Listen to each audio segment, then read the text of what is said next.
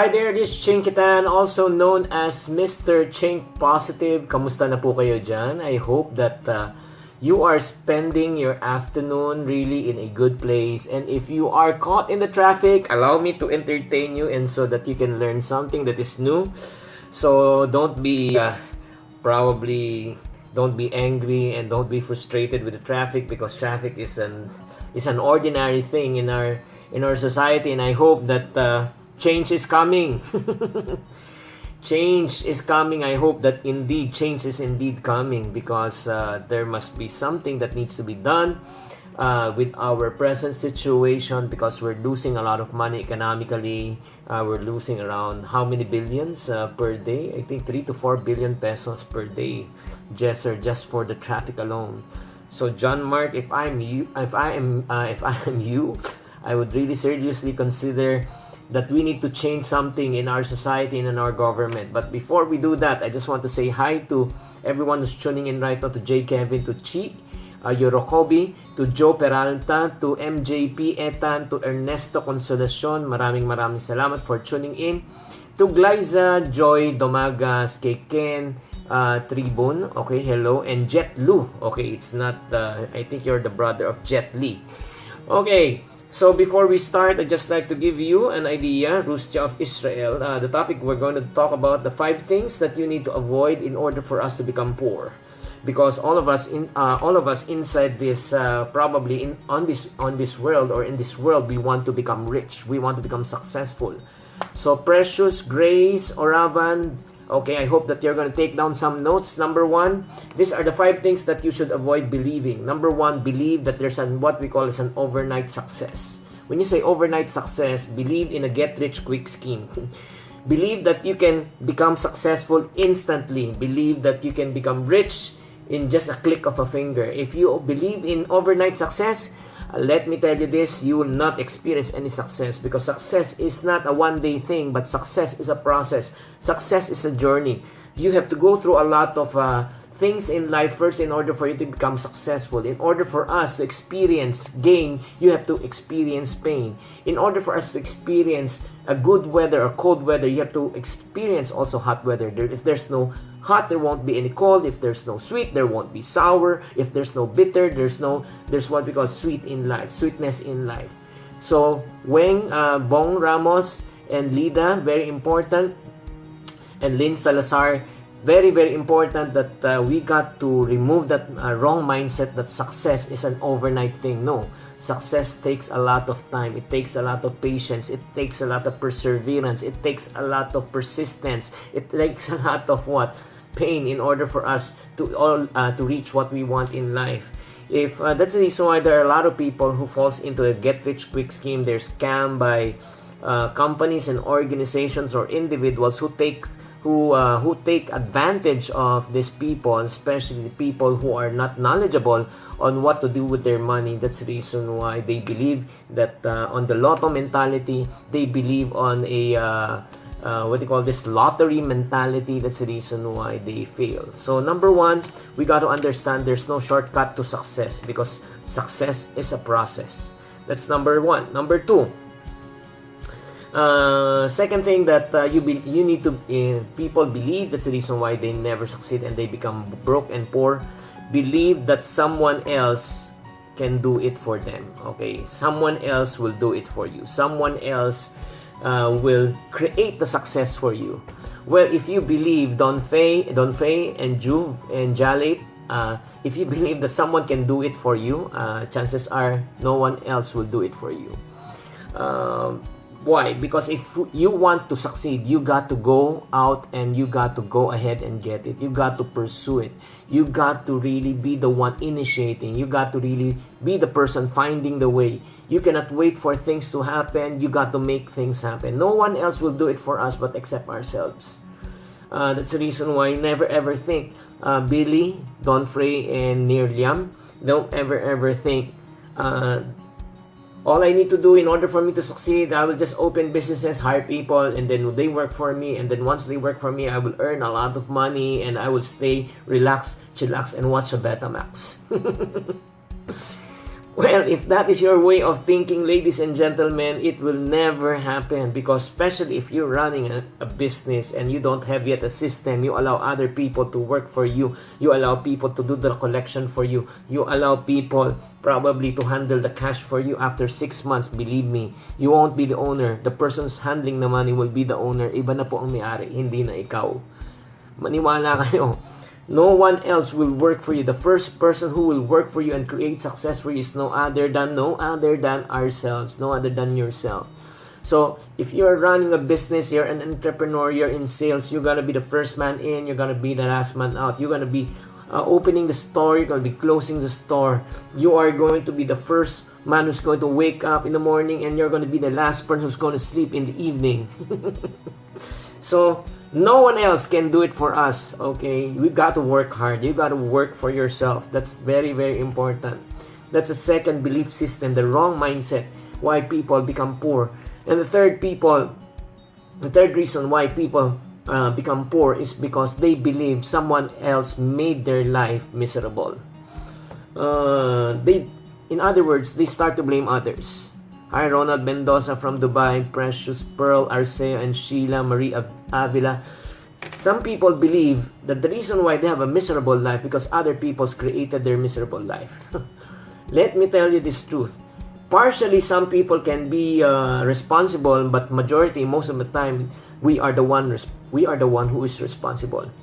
You know what? 20 to 30 years from now, no matter what happens in our life, if you see me begging out in the street of Metro Manila, I don't have any food, and I'm just like a a beggar, taong grasa na ako, and I will tell, and then you will ask me, Chinkee, what in the world happened to you? Why are you broke? Why are you poor? You know what? It's a good thing that you asked this question. Buti na lang tinanong mo. You know why I'm poor? Because my mother and my father never allowed me to have an inheritance money. My brothers and sister never helped me. My office mate took advantage of me. My partners took advantage of me. That's the reason why my life is so miserable. You know what you need to tell me? Chinkee, the reason why you are the person that you are today because that's the way you chose to be. Bad things may happen to you and me, but at the end of the day, you and I who make things happen. You and I should be responsible. No one else is responsible for our success. No, the only person who's responsible for our success is no other than ourselves. We cannot start blaming other people. Yun nga, we play the blame game. Oh, it's his fault. It's not our fault. It's the government's fault. That's the reason why our life is miserable. No. We got to find ways. We got to make ways. So that's the third thing why people feel that they are what? Miserable. Fourth reason why people believe, why some people become broke and become poor, because they believe that they are the only person that matters in this world. They are so self-centered. In other words, iniisip lang nila kanilang sarili. The world revolves around them. Wow, may kakilala kayong mga ganun na talagang mga tao na talagang they only think about their own welfare, their own benefits. They don't think about other people, but they always think about themselves. What's in it for me? What can I get from this deal? How can I benefit from this relationship? If that is always how you think, and that is your perspective in life, let me tell you this, you will have no friends. People will stay away from you because you are a self-centered person. You are a selfish person. And you know what? Nobody wants to be around with selfish people. Nobody wants to be around with people who only think about themselves. So it's very important that we cannot think that the world owes us something, and the government owes us something, our relative owes us something, our office owes us something. No one owes you anything. So it's very important that we cannot create a world, a make-believe world, that we are a victim. No. Very, very important that you got to understand, again, you and I are responsible. No one owes us anything. We got to work hard for anything. And last but not the least, the reason why people are broke and poor, because they believe that they will become poor for the rest of their lives. They believe that nothing will change in their life. You know, Rosalie, Meden, Geraldine, I don't know if you would if you would believe in this. If you believe that you are going to be broke and poor for the rest of your life, that is what's going to happen, because that will be your destiny, because what you believe in life becomes the truth, Jay. When you say what you believe in life becomes the truth, all of us, we have our own personal belief, and what you believe in life, okay, is what you're going to think, and what you're going to think is what you're going to feel, and what you're going to feel is what you're going to do, and it will become your your lifestyle. That will become your way of living, because your way of thinking will determine your way of living. If you believe that you're going to be poor for the rest of your life, you're going to be trapped, you're going to be poor for the rest of your life. But if you believe that you can succeed, you can get out of that trap, you can get out of your situation, that is also exactly what's going to happen to you. No one can convince you to change your mind. The only person who can convince you to change your mind is no other than yourself. So if you believe that nothing will happen in your life, that is what's gonna be your outcome in your life. May kasabihan nga tayo sa wikang Pilipino, di ba? May nagsabi, nabuhay kaming ganito, mamamatay kaming ganito. Wow, napakadrama naman, di ba? It's so dramatic. So let me tell you this, if you believe that nothing will change, definitely nothing will change. But if you believe, okay, if you believe, Maiden, Ushgab, and then Charm, that something will change in your life, that life will become better, because the good days are not behind us, but the good days are ahead of us. Okay, if you believe that something will change in your life, that good things is about to happen in your life, not bad things. Don't expect bad things that happen to your life. That is what's going to happen in life, because what you expect in life will happen. So it's very important that I encourage you today to start changing your belief system. Okay, instead of believing again that you are going and success is an overnight thing, no, you start believing that success is a process. It takes time. You gotta be patient. You got to be willing to wait. You got to be willing to go to the process of pain, process of rejection, process of failure. That's number one. Number two, believe that again, the poor belief system that someone else will do it for them. No, you know what? You cannot depend on others, but you got to depend on yourself. That's the second thing that you and I got to do. You got to work hard for it. You got to make things happen. You cannot wait for things to happen. If you want something to happen, you got to go out and get it.